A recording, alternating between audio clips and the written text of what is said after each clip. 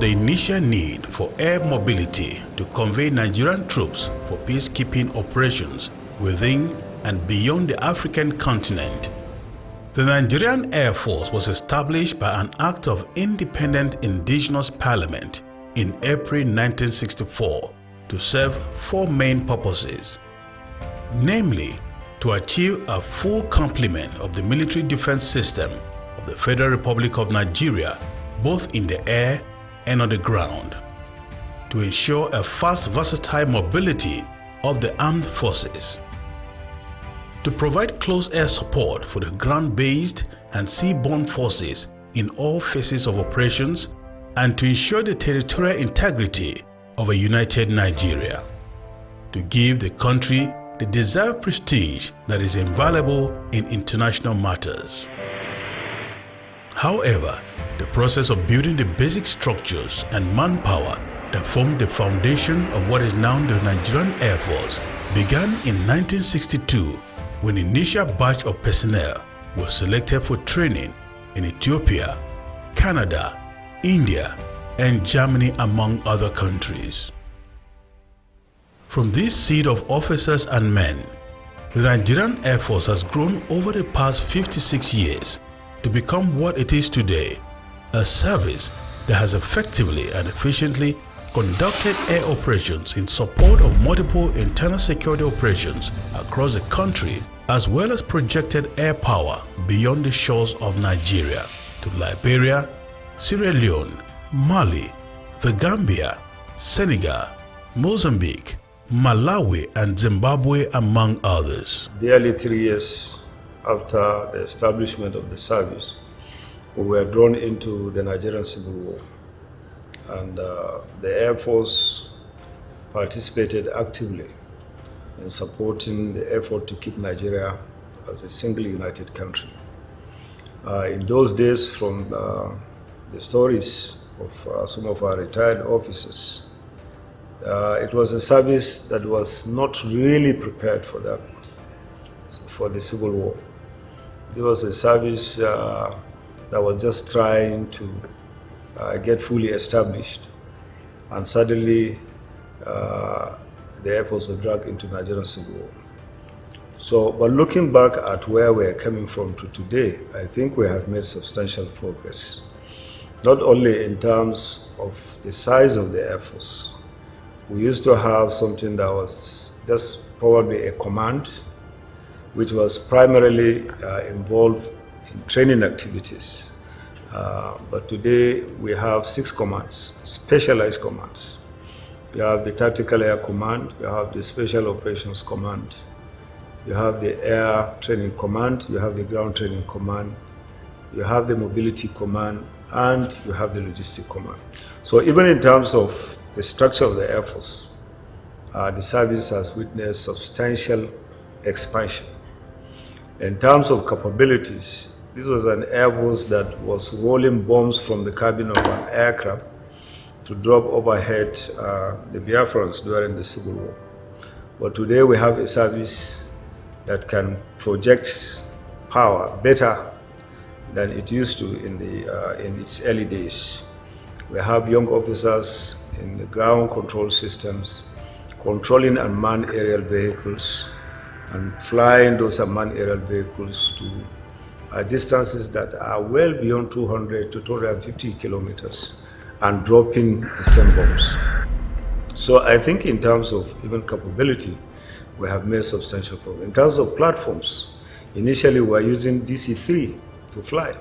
Today we have the F-7s, we have the Alpha jets, we had the Jaguars at one time in the history of the service, and we have helicopter gunships, one of which is the Mi-35M, one of the most sophisticated helicopter gunships in the world today. It's been flown by our officers.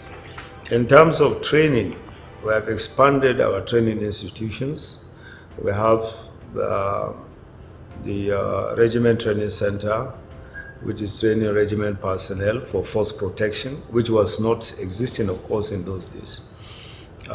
In terms of other training institutions, you have the Air Force Institute of Technology, which is not only training Air Force personnel, but even civilians in various areas of engineering, technology, and so on. We also have a medical institution, a medical school in Kaduna that is currently training our nurses. So I think if we look at where we are coming from and where we are today, I think we have every reason to be proud of the achievement. We want to salute the founding fathers of the Air Force who laid the foundation upon which we've been able to add value to in the last 4.5 years. The Nigerian Air Force has proved that it has indeed come of age in its 56 years history to emerge as a formidable force in Africa. This has only been possible through the efforts and commitment of the 19 past foreign and indigenous chief of the air staff, as well as officers, airmen and airwomen, seven and retired, who have dedicated their lives to serving this great nation through the Nigerian Air Force. Some of these patriots have paid the supreme price in service to our fatherland. To these heroes, the Nigerian Air Force owes a huge debt of gratitude.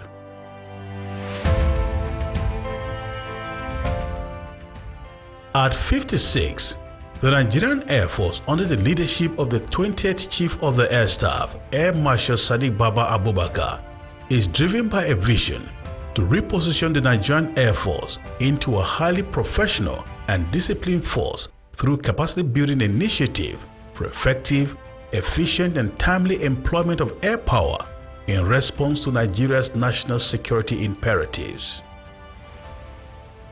The dogged determination of the Chief of the Air Staff to achieve this vision has resulted in giant strides in the operations and activities of the service in the past 4.5 years of the current federal government administration. In the past 4.5 years, the Nigerian Air Force has expanded its force structure by creating new branches, new field commands, as well as several units. We have 4 commands as of 2015. Now, presently, we have 6 commands. And the branch is also, we have 8 branches as of 2015. Presently, we have 10 branches. And these has improved the workings of the commands and the branches. We have also added units that have been established for the operation bases and quick response groups. And these have also enhance the operational efficiency of the NAF. The 2 new commands are the Special Operations Command, which is located in Bauchi, and the Ground Training Command, which is located in Enugu. These commands are purpose-driven to enhance service delivery by the Nigerian Air Force. On coming in 2015, we carefully looked at the structure of the Air Force and realized that the structure at that time was not adequate for the kind of challenges that we are facing. For instance, in the past, whenever we have any internal security challenge, personnel were contributed from units. Sometimes we remove our technicians. And so we realized that, look, we need to have a different command, which is the Special Operations Command, that is regiment heavy. That can now be mobilized anytime to go out as our contribution to dealing with that internal security challenge. With the coming of the Special Operations Command, we have created quite a number of units now, quick response groups. In Ipetu, Ijesha, we have a quick response group. In Owerri, we have a quick response group. In Gusau, we have a quick response group. We have a detachment in Birnin-Gwari. We have quick response wing in Agatu in Benue State. We have another quick response group in Kerang in Plateau State, another quick response group in Taraba State. There were a lot of internal security challenges in Taraba about a year or 2 years ago. So those guys are supporting the forces on ground. And you can see the way that these quick response units are spread all over the country, so that anywhere you want the Air Force to be part of anything, we simply task the unit close to that place. Furthermore, in order to optimally man the new structure for more effective and efficient deployment of air power, the Nigerian Air Force embarked on massive recruitment resulting in the training of about 9,699 young Nigerians as airmen and airwomen and 916 as officers in the last 4.5 years. This has significantly boosted the capacity of the service to effectively curtail insecurity in the country, while also keying into the federal government's policy of job creation for young Nigerians.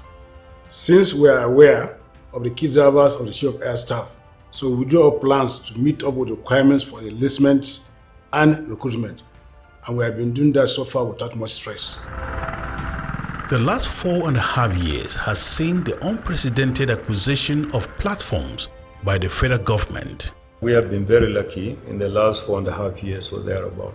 The federal government, particularly the Commander-in-Chief, President Muhammadu Buhari, has supported the Nigerian Air Force in terms of supporting our acquisition plans, platform acquisition plans.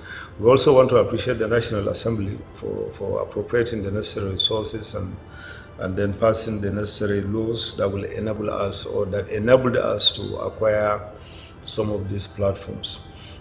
We have acquired 22 right now. 22 have been inducted. You have 10 Super Meshach aircraft. When the current government came in, we had only about 3 trainer aircrafts. But now we have more than 15 of such trainer aircraft. 10 Super Meshach aircraft were acquired and inducted. We have 5 Mi-35Ms, helicopter gunships that were equally acquired.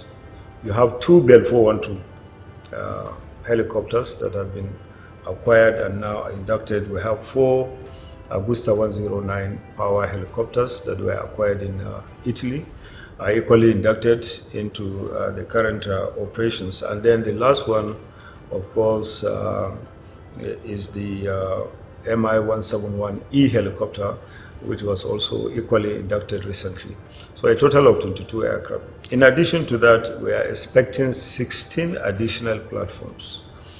The Super Tucano aircraft, we have 12. We are hoping to get into Nigeria very soon.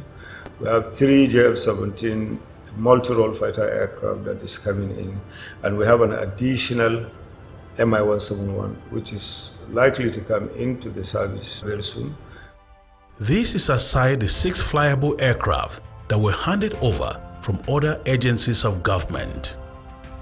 It is noteworthy that not since the early 1980s has such a large number of aircraft been acquired for the Nigerian Air Force by a single federal government administration.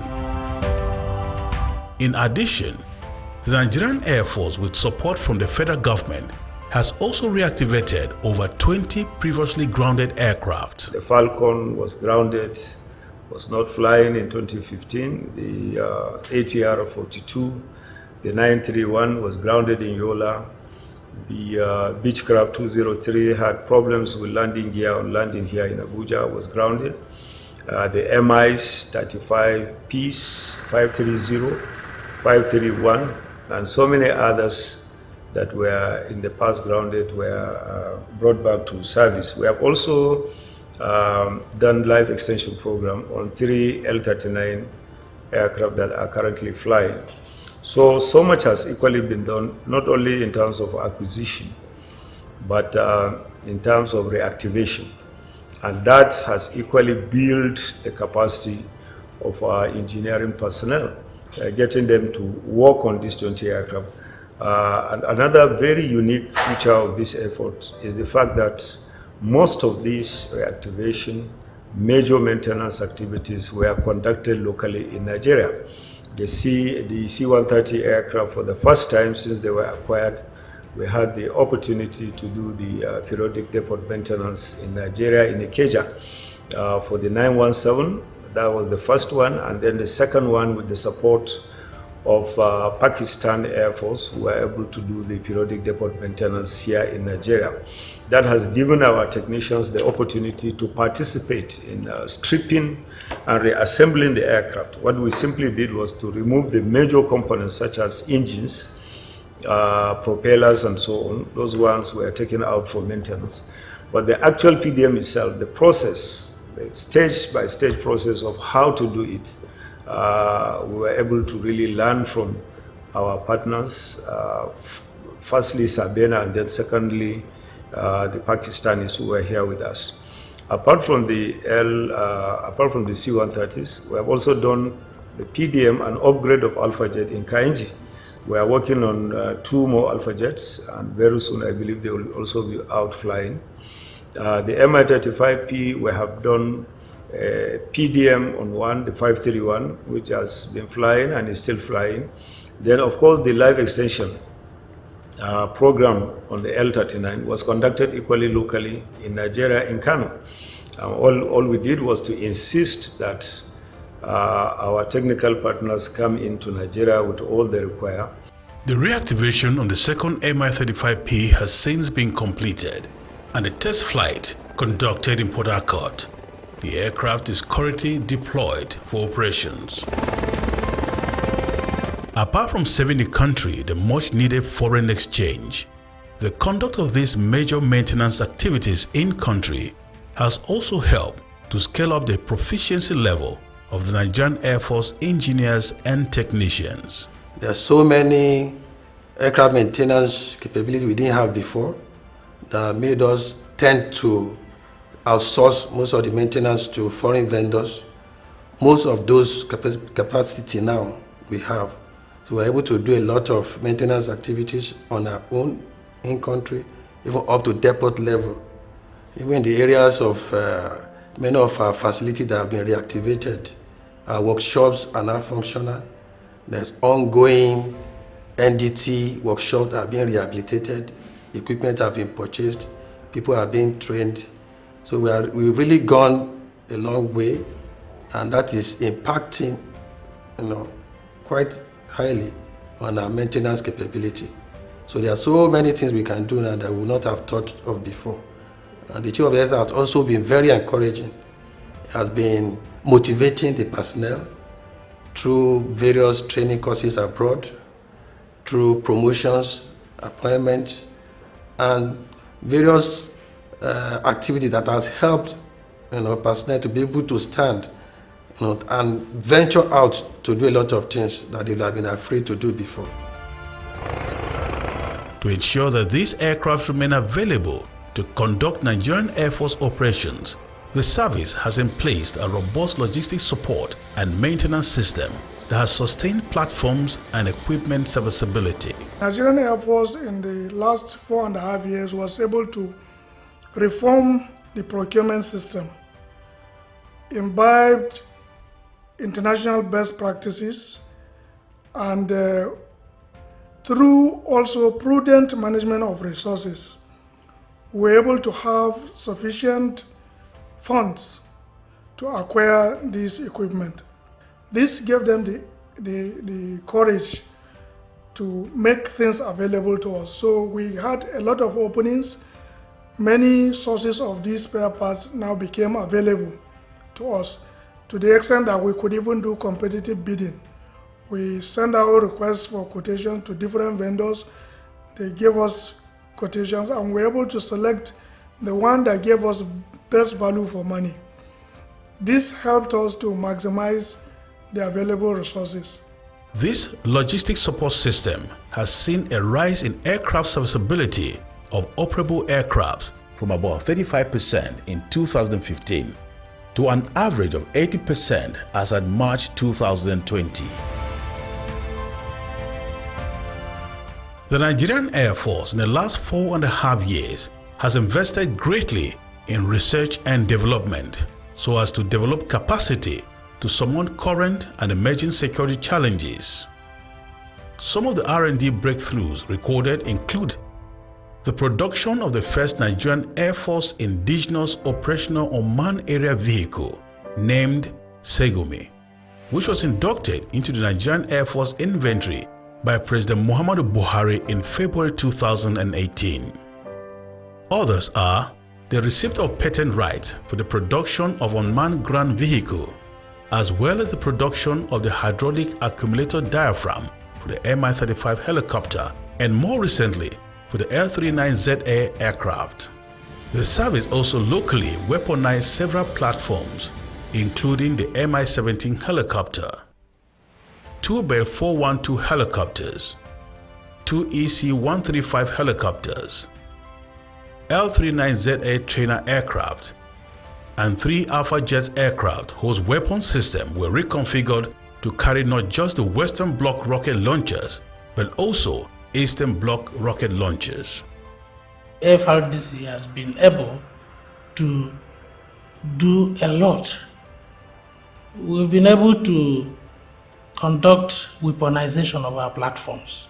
Some of these platforms were given to us by civil organizations like the EC-135 and the Bell 412.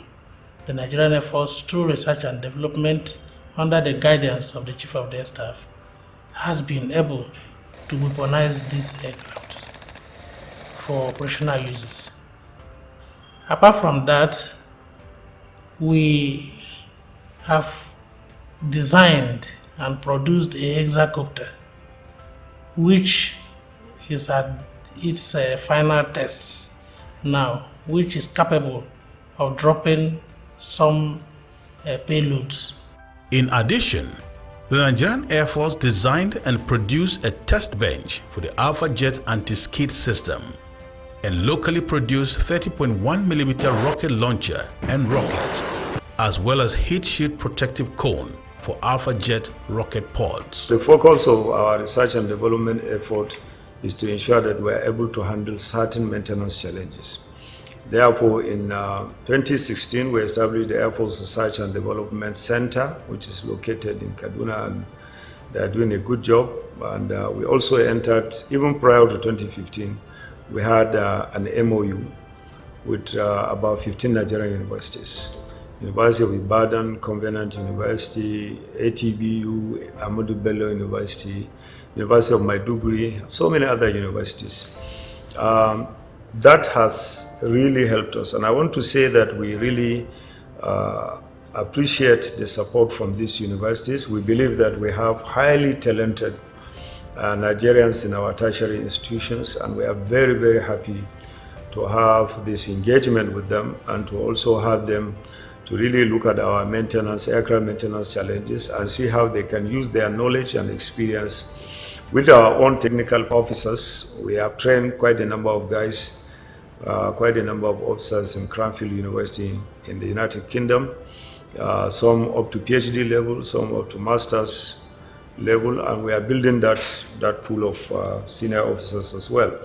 So the essence, like I said, is to see how we can deal with some of these maintenance challenges. And sometimes what we usually do, if we have any maintenance challenge on any particular aircraft, we look at the competencies of all these institutions and write to invite where we think the competencies are and suggest to them that, look, why don't we form a team with our officers and you from the university?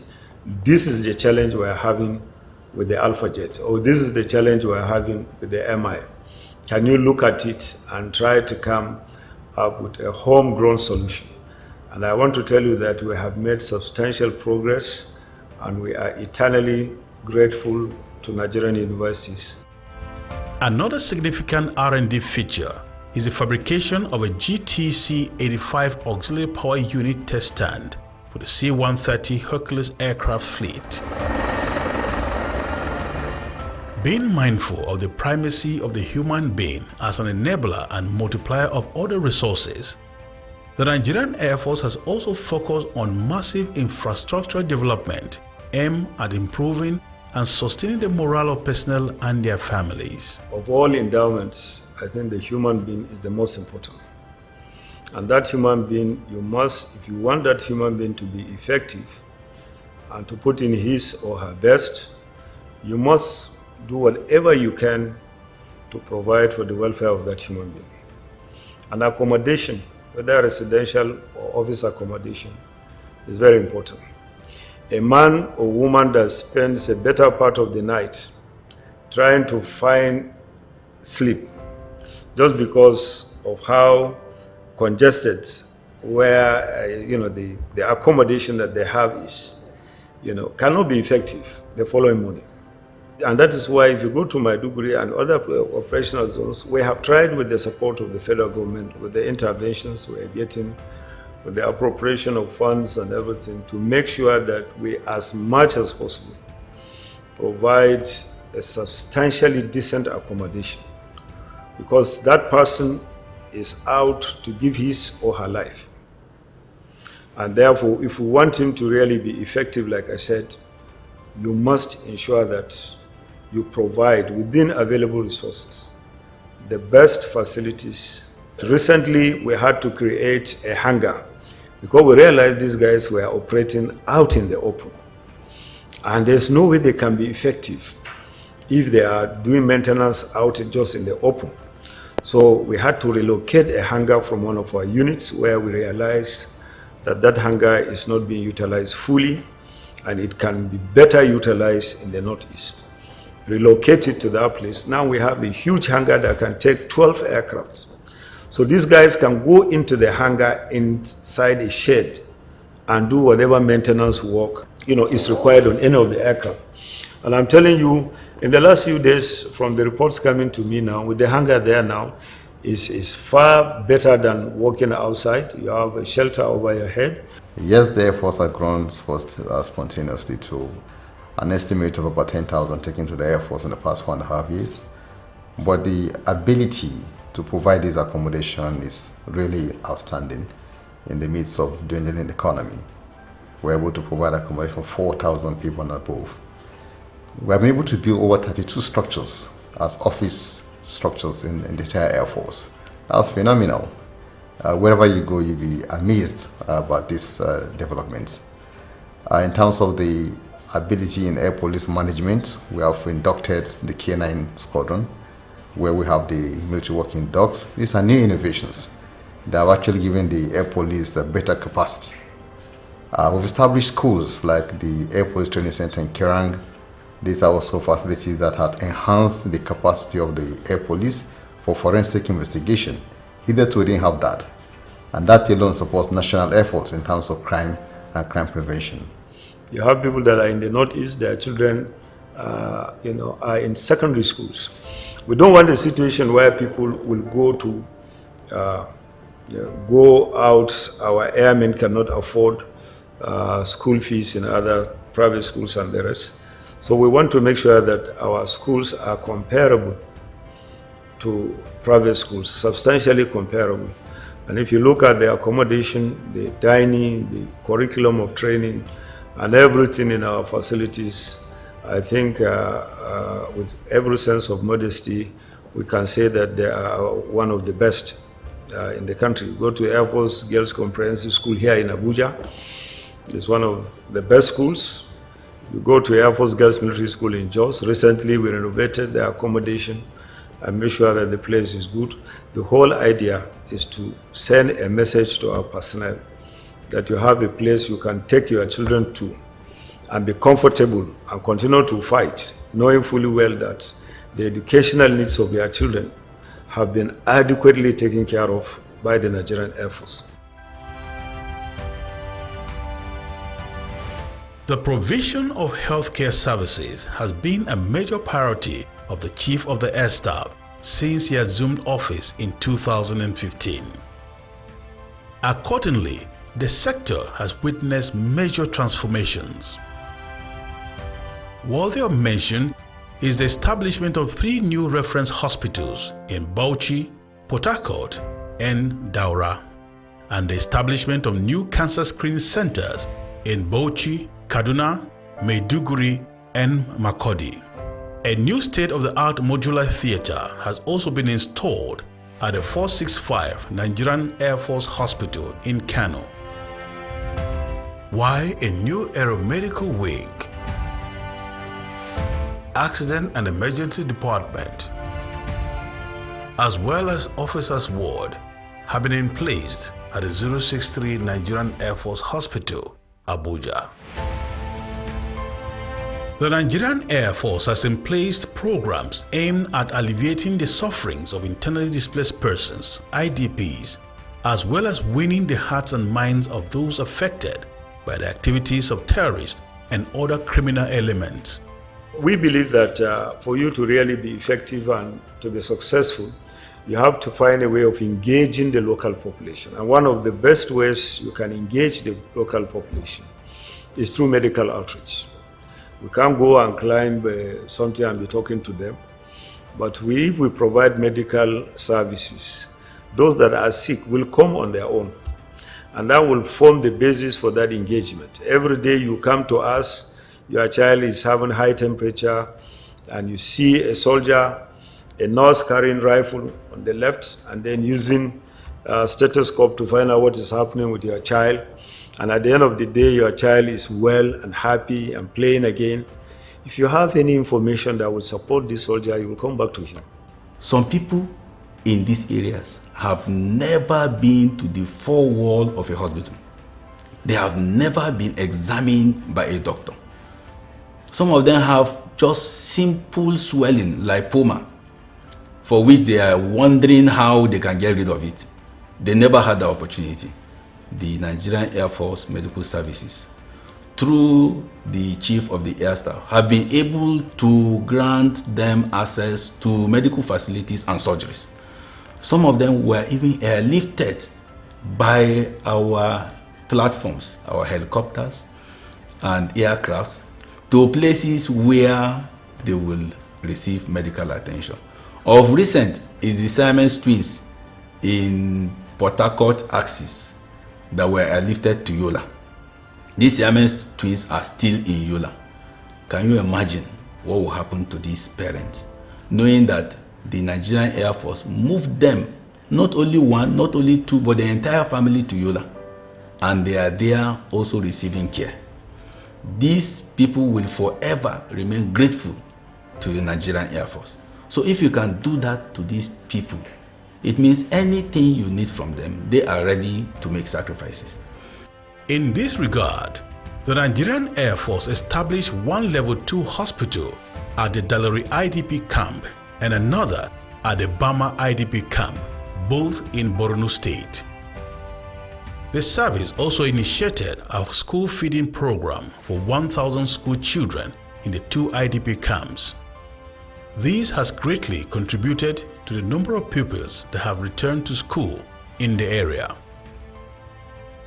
In addition, the Nigerian Air Force recently commenced distribution of dignity packs containing a complete package of sanitary items to young girls in the IDP camps.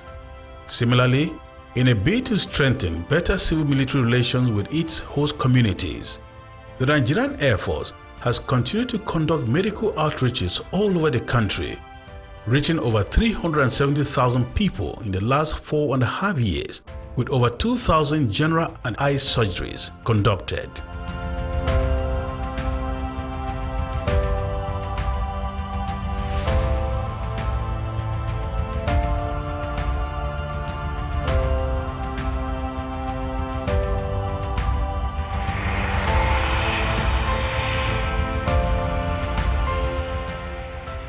In furtherance to the capacity building initiatives as encapsulated in the Chief of the Air Staff's vision, the Nigerian Air Force has over the past 4.5 years conducted training courses both locally and abroad for over 26,000 personnel, covering virtually all specialties in the Nigerian Air Force.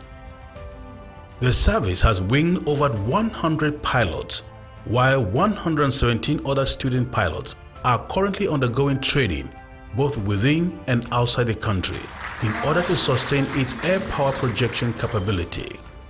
Apart from ECOMO, we have not really been challenged to come and really deploy air power. So most times, we train our guys, and if it is time for Air Force Day, we do some air show and so on. But now, the real situation is on ground. And you cannot be effective if you don't have the required skills and training. And therefore, we have gone into partnership, not only within Nigeria, to train our guys. We have been training with the International Flying School in Ilorin. We have trained quite a number of our pilots. In Zaria, we have trained. In our own flying school in Kaduna and Kano, we have trained in Enugu to some extent. Up to a certain time, we've been able to train. But apart from that, we have also gone out to engage other friendly countries. For instance, Egypt. Egypt flies the Alpha Jet as well. Morocco flies the Alpha Jet. We have engaged them, and we are very appreciative of the support they have given us. They have done some tactical training for our pilots who have acquired skills and a better position to really use the Alpha Jets to secure Nigeria. Apart from that, of course, we have partnership with Pakistan, with India, with United States, Russia. In terms of training, we are training all over. Another area where the Nigerian Air Force has significantly boosted its capacity is in force protection ability. Nigerian Air Force Regiment and Special Forces have received additional training and equipment to improve the ability of the service to protect its bases and air assets. The Chief of the Air Staff has done a lot in the area of the training of regiment personnel and special forces. With the tremendous achievement that have been recorded in that area, now we are able to protect much more effectively our facilities, our air bases, and our other assets. This has given us the freedom to operate like we should be operating, because our special forces, our force protection guys are now responsible for the protection of our assets. So other personnel are now focused on their primary responsibilities, either as aircraft technicians, admin personnel, and all that. So to that extent, it has given us the freedom to be able to operate with little or no hindrance, because we have a crop of well-trained special forces and force protection personnel whose primary responsibility is to ensure that our airfields and assets are safe for the conduct of air operations.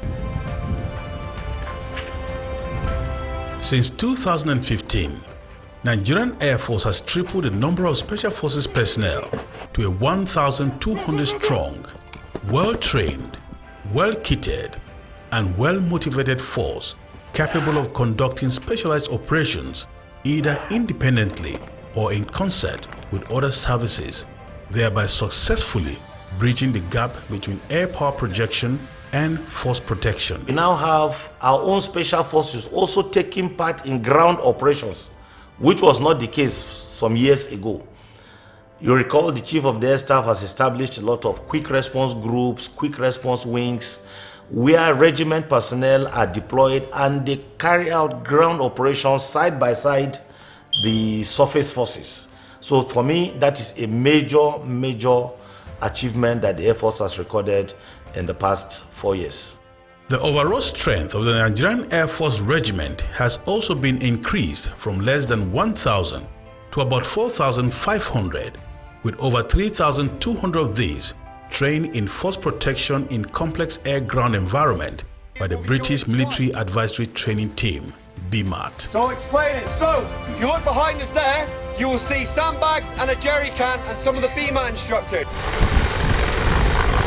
Another significant achievement is the building of capacity for the optimal employment of air power using ground attack aircraft, helicopter gunship, utility helicopters, as well as the use of regiment and special forces alongside the K9 elements with ability to conduct a range of operations including rappelling, fast roping, combat search and rescue, casualty evacuation, and medical evacuation.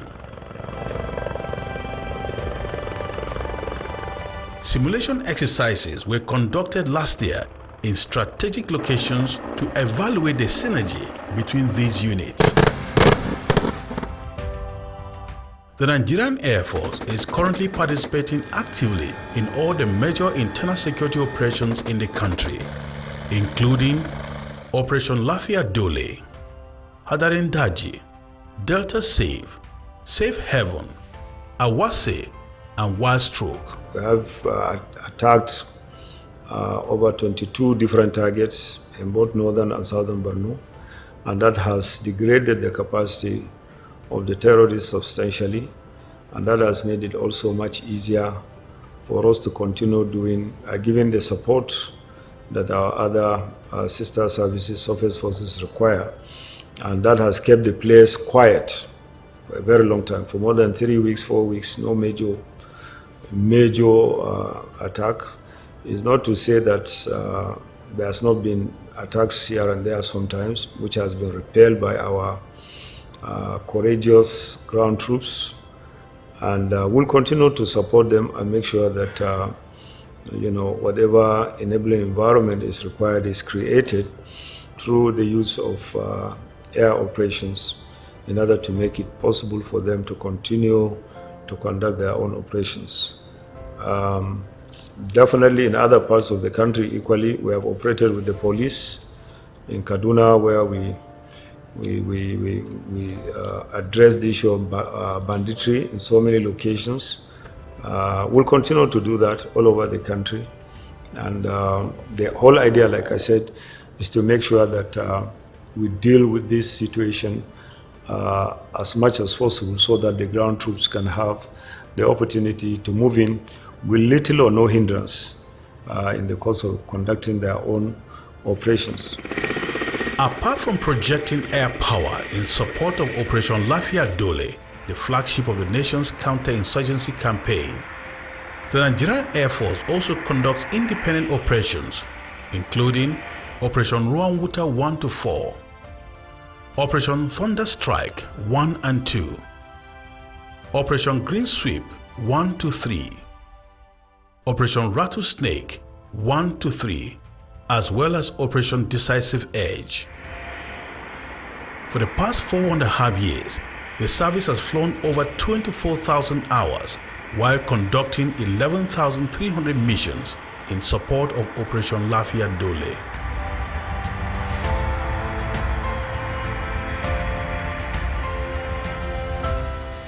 In the fight against armed banditry in the Northwest, the Nigerian Air Force has deployed personnel along with air assets as part of the SY Defense Headquarters Operation Sarandaji and now Operation Hadarin Daji.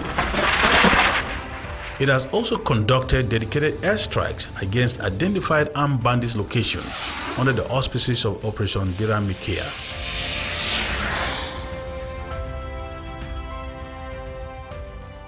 In sustainment of Air Marshal Bubakar's deliberate policy on gender inclusion that has ensured increased opportunities for female in the Nigerian Air Force, the service witnessed the winging of the first female fixed-wing fighter pilot in the person of Flying Officer Kafayat Sani, as well as the first female combat helicopter pilot, Flying Officer Tolope Arotile. The Nigerian Air Force is gender sensitive. What we have emphasized is the capacity or capability of an individual. What are you ready to bring on the table? Doesn't matter whether you are male or you are female. What is important is what can you bring on the table to deal with the problems we have. And the two female officers, Flying Officer Sani, I remember she came out as the best all round in Kaduna. So it's not as if the Air Force decided to choose her because she's female. No, the woman came as the best all round. She collected prize. So should we now say because she's a woman we should set her aside and bring a male? No, we are a gender sensitive service. It will give opportunity to everybody. What is important is at the end of the day, you should be able to say, yes, I worked hard and this is the benefit of working hard. Just like I'm sure she is probably saying. Immediately we got opportunity to send pilots to the United States Air Force. We took that and said, look, this girl came at the best all round, let her go. And she did well also in the US. And you can see, I think she's very courageous because she was one of the pilots that did the test flight on the NAV 455 Alpha that just came out of PDM. This is good. That is the kind of spirit we want. Whether you are male, you are female, you should show that commitment and patriotism and courage that is required as a regular combatant officer. And I think she has shown that and she's doing very well. For the helicopter gunship pilot also, she was in Mina, one of those fighting bandits. That's the spirit. That's the kind of service that we want, where you are not judged by your gender, but you are judged by what you can deliver. These girls are doing extremely well. Similarly, there was another girl in Kano, the first to go on solo on the L-39 aircraft. In fact, in the history of Kano as a flying school, basic fighter flying school, it's not an issue of we are selecting her because no, she has done well, And she is going out also with some other of our colleagues to Czech Republic, probably to continue their flying activities. And we are giving opportunity to everybody. Those that are good, if you are male, we'll make sure that you get to where you are supposed to get to. You must see the value of working hard. Many other female officers and airwomen are also thriving in their areas of specialization and adding value in their places of deployment.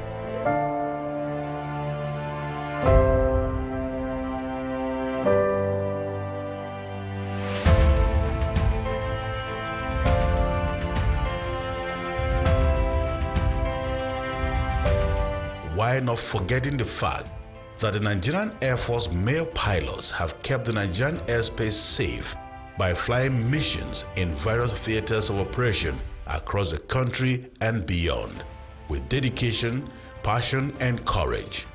These gallant crop of male pilots serving and retired are greatly appreciated at the occasion of the 56th anniversary of the Nigerian Air Force.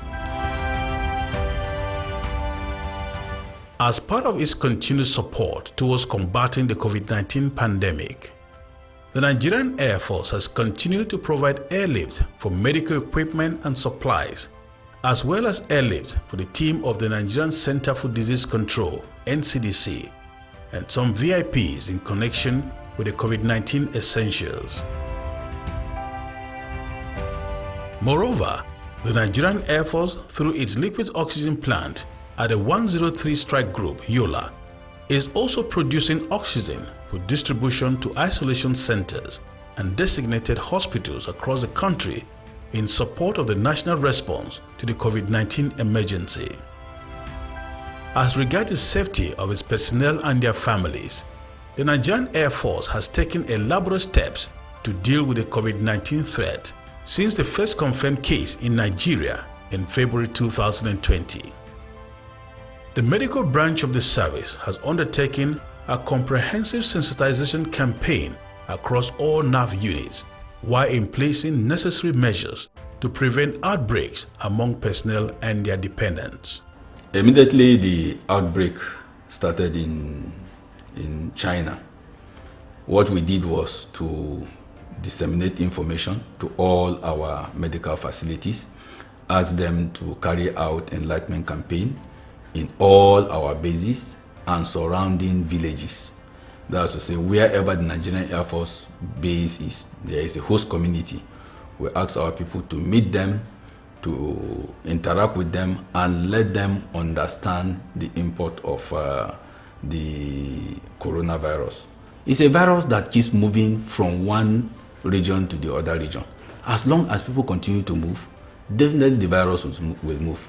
Now the virus has hit us. Immediately, we also started asking all our formation. We should not forget that during Ebola, we had hand-washing facilities. All we did now was to add more. The hand-washing facilities have been there. We just added more across all our formations. We also started doing temperature checks on people coming into the base and all our formations. We started using the hand sanitizer more seriously than before the outbreak. And the enlightenment campaign were also taken to our religious centers. Furthermore, following the federal government announcement, all schools were closed. We key into the federal government. We are not working in isolation. We are working with the federal government plan. The NCDC, we are always in communication with them. Also, the defense headquarters has also formed a committee in which the Nigerian Air Force has been part of it. The overall achievements of the leadership of the 20th Chief of the Air Staff during a period of serious national economic challenge are an indication that one of the key drivers of his vision of reinforcing a culture of self-reliance and prudent management of resources has yielded dividends. Human ones are insatiable. And when it comes to management of resources, you must first accept the assumption that you can never get everything you want at the same time. So when we get funds, the chief determines his priorities. And for the last 4.5 years, our priorities have been operations, operations, operations, and crew support in that manner. So who are those in the front lines? Airplanes, pilots. So whatever we are doing as an Air Force, first, the airplanes must be serviceable, they must be flyable, the personnel, the crew must equally be operational in their status. So when we get funds, we must make sure we first apply it. And in applying it, I call the chief a financial engineer. Because if we get funds for a particular operation, we ensure that that fund, if it's meant for Lafia Dole, we account for it to the last penny for Lafia Dole. Clearly, the achievement of the Nigerian Air Force under the leadership of Air Marshal Sadiq Baba Abubakar could not have been accomplished without the adequate support of the federal government and the commitment of Nigerian Air Force officers, airmen, airwomen, and the civilian staff. Whatever we have achieved is because the officers and men, senior officers, junior officers, senior NCOs, airmen, airwomen, including civilian staff, have continued to work hard, have keyed into that vision.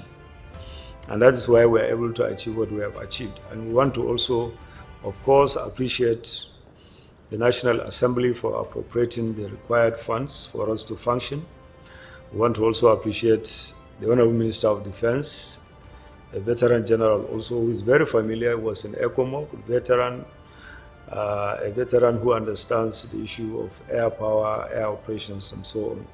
And of course, we will not forget the Chief of Defense Staff, who has continued to give strategic guidance and leadership, as well as the other service chiefs, the Chief of Army Staff and the Chief of Naval Staff, the Inspector General of Police, and other, the DG, DSS.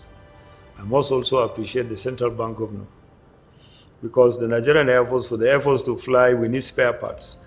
Spare parts, the bulk of these spare parts are acquired from outside. And these resources required to pay for these spare parts have to be transferred by the Central Bank. So the Central Bank Governor and his able staff have really played a very crucial role.